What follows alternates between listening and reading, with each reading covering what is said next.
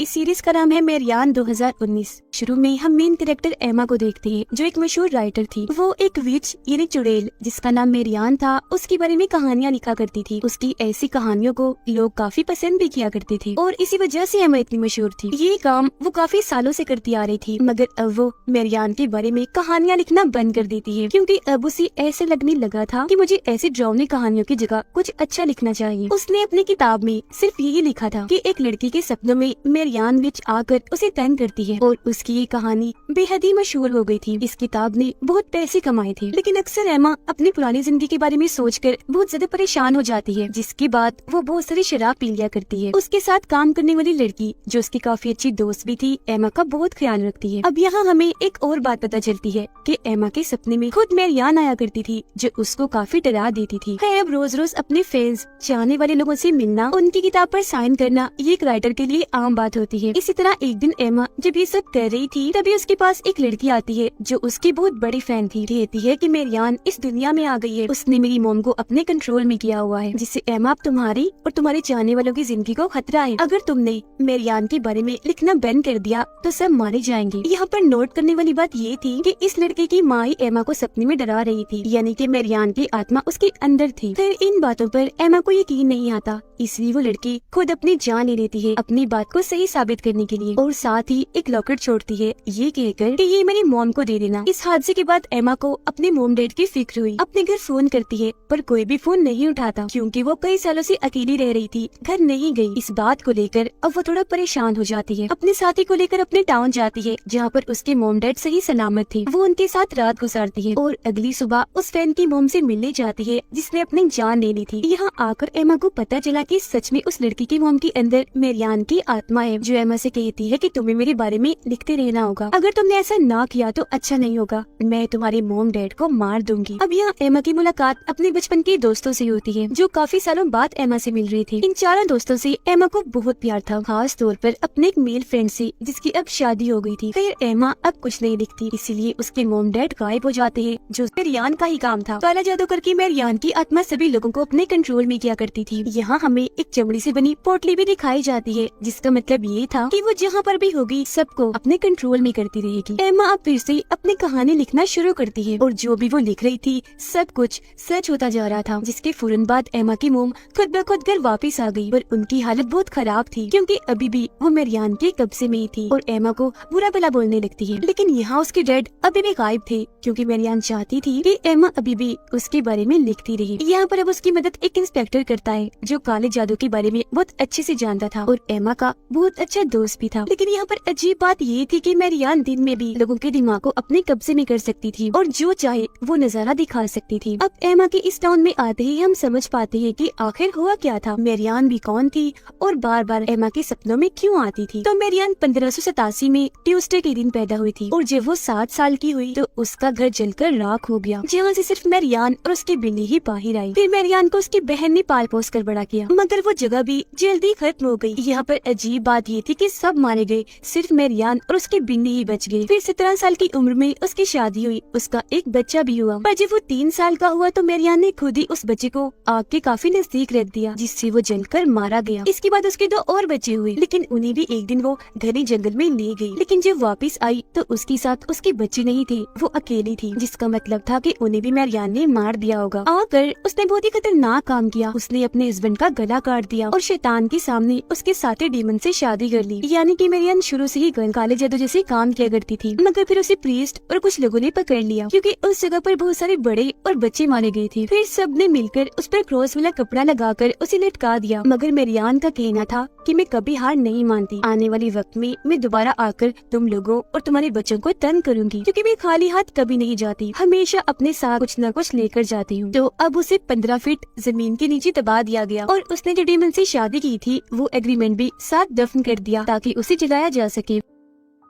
Priest उसे जलाने में नाकाम रही तो ऐसे ही उसे दफन कर दिया गया। यानी कि मेरियान को ठीक तरह से कभी खत्म ही नहीं किया गया था। उसकी कब्र बिल्कुल एमा के घर के सामने थी। इसीलिए बचपन में एक बार एमा उसके पास गई जहाँ छोटा सा सुराग था। उसने जब सुराग के अंदर देखा तो एक अजीब सी आवाज सुनाई दी कि मेरियान उसके जरिए दुनिया में आना चाहती है। यानी कि मेरियान ने एमा को ही चुना था कि वो ही इसे इस दुनिया में दोबारा लाएगी। तो तब से एमा को मेरियान की डरावने सपने आने लगे। बचपन से वो मेरियान को अपने सपनों में देख रही थी। तो जब थोड़ी बड़ी हुई तो इस सब के बारे में उसने अपने दोस्तों को बताया। वो सभी मिलकर रात के वक्त मेरियान की आत्मा को बुलाने का जादू करती है, जिसमें वो कामयाब रही। पर मेरियान की आत्मा एमा के अंदर आकर सबको डरा देती है, जिससे यहाँ पर उसकी एक दोस्त तो बहुत ज्यादा डर गई और एमा से बात करना भी बंद कर देती है। अब जब मेरियान की आत्मा उसके अंदर आई तो उसने एमा के दोस्तों को ये कहा कि तुम सब जिनसे प्यार करती हो उन सबको मुझसे खतरा है। जिसके बाद जो दोस्त एमा से बात नहीं कर रही थी, एमा उससे बात करने के लिए उसकी छोटी बहन के पास स्कूल में जाती है ताकि उसके जरिए वो बात कर सके। जहाँ पर उस बीच मेरियान ने आकर उसकी दोस्त की बहन को मार दिया और ये सब कुछ एमा अपनी आंखों से देख चुकी थी। पर इस बारे में एमा ने किसी को कुछ भी नहीं बताया क्योंकि वो इस हादसे की वजह से बहुत डर गई थी। एमा अब चर्च में जाकर फादर से मिलती है। फादर उसे बताते हैं कि मेरियान की आत्मा तुम्हारे साथ जुड़ चुकी है और वो इतनी आसानी से तुम्हारा पीछा नहीं छोड़ेगी। अगर तुम सबकी भलाई चाहती हो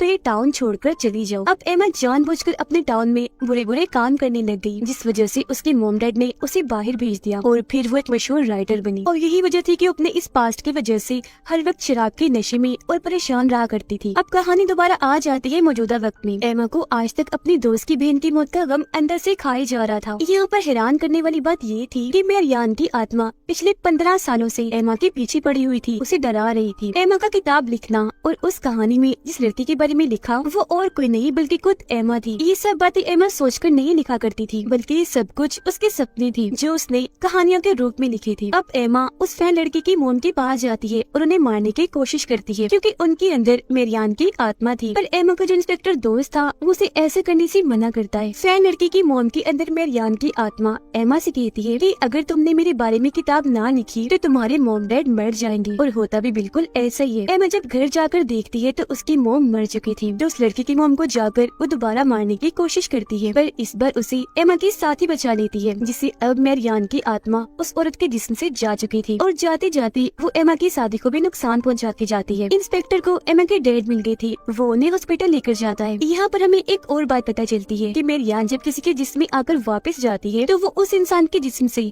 कोई न कोई चीज लेकर जाती है। जैसे कि उस औरत के जिस्म से निकलने से पहले वो उसकी आंखें ले गई और उसको अंधा कर दिया। एमा अब उस औरत से दोबारा मिलती है जो नॉर्मल हो गई थी। कहती है कि तुम्हें उसके बारे में लिखते रहना होगा, अगर तुमने लिखना छोड़ दिया तो वो सबको मार देगी या फिर मेरी तरह सबको नुकसान पहुंच जाएगी। ये सब कुछ सुनकर एमा काफी परेशान हो गई। उधर इंस्पेक्टर ने इस केस की अच्छे से जांच की। वो एमा से मिलकर उसे बताता है कि जो कहानियाँ तुमने अपनी किताब में लिखी है ऐसा कहीं न कहीं जरूर हुआ है। जैसे एक बालू ने पूरी बेसबॉल टीम को मार दिया। वहाँ पर सबका ये कहना था कि हमने बालू को बोलते हुए सुना, जिसका मतलब था कि ये सारी कहानियाँ मेरियान ही एमा से लिखवा रही थी, जिससे ये सब असल दुनिया में सच हुआ करता था। ऐसा इसलिए होता था कि जो भी मेरियान के बारे में पढ़ता था वो उसके बारे में ही सपने देखता था। उसके बारे में जो जितने ज्यादा सपने देखेगा मेरियान उतनी ही ताकतवर होगी और बाकी जो लोग मारे जाते थे उनसे तो इसी ताकतें मिलती ही थी। और इस तरह से मेरियान ने एमा से खुद को जोड़ लिया था। यहाँ पर एमा का इंस्पेक्टर दोस्त ये प्लान करता है कि हम सब मिलकर मेरियान विच को उसके असल नाम मेरियान से बुलाएंगे, जिससे उसे आना ही होगा क्योंकि विच अपने असली नाम को झुठला नहीं सकती। पर मेरियान ने इस बीच एमा के 2 दोस्तों के बच्चे चुरा लिए थे ताकि वो एमा को ब्लैकमेल कर सके। उसके सभी दोस्त वापस उसी लाइट हाउस में जाते हैं जहाँ पर 15 साल पहले इन्होंने मेरियान को बुलाया था जादू करके। अब इससे पहले वो इसे दोबारा बुलाते वो एमा की साथी के अंदर आ गई जो हॉस्पिटल में थी, जिसको वहाँ पर एमा के डैड ने भी देख लिया था। वो नर्स को मारने ही वाली थी पर तभी वो दोस्त मेरियान को बुला लेती है और वो एमा के साथी को छोड़कर चली जाती है। इन सब का प्लान ये था कि जब वो यहाँ पर आएगी तो ये लोग उसकी आत्मा को डॉग के अंदर कैद करके कहीं पर बांध देंगे ताकि वो और किसी को नुकसान न पहुँचाए। पर मेरियान बहुत चालाक थी, वो इंस्पेक्टर के अंदर आकर उसे ही मार देती है और साथ ही एमा की एक और दोस्त को भी। अब एमा के सभी दोस्त यही चाहते थे कि वो मेरियान के बारे में लिखती रहे ताकि सबकी जान बच जाए। इसी रात जब एमा घर थी तो उसका वो मेल फ्रेंड आता है जिससे वो प्यार करती है और ये दोनों एक साथ रात गुजारती है। पर जब सुबह होती है तो वहाँ पर कोई भी नहीं था। तभी बेल बजती है। जब एमा जाकर देखती है तो दरवाजे पर चर्च के फादर थे, जिसको क्रॉस का निशान दिखाते हैं, जिससे एमा डर गई थी। वो फिर उसे मारने लगी, जिससे एमा के मुंह से खून आने लगा। वो जल्दी से अपने कमरे में चली जाती है, क्योंकि उसके कानों में फादर जो मंत्र कह रही थी वो उसे सुने नहीं जा रही थी। फादर देखती है कि उसने एक और कहानी लिखी है जो उसे नहीं लिखनी चाहिए थी। फादर उसे बताते हैं कि आज ट्यूसडे है और फिर से मेरियान ने जन्म लिया है और वो तुम हो एमा, तुम्हारे जिस्म में मेरियान है। पर वो तो इस बात को मानने से इनकार कर देती है। मगर जब फादर उससे ये पूछते हैं कि तुम मेरियान हो तो वो हाँ बोल देती है। एमा के अंदर आई मेरियान की आत्मा फादर को भी नुकसान पहुंचाती है, फादर की एक पांव पर गोली मारकर। पूरी कहानी में हमें यही दिखाया गया है कि जिसके भी जिस्म में मेरियान होगी वो इस बात को नहीं जुटला सकता कि वो मेरियान नहीं है। एमा को खुद भी ये बात पता चल गई थी कि उसके अंदर मेरियान की आत्मा आ चुकी है, जो अब उसे अपने साथ हेल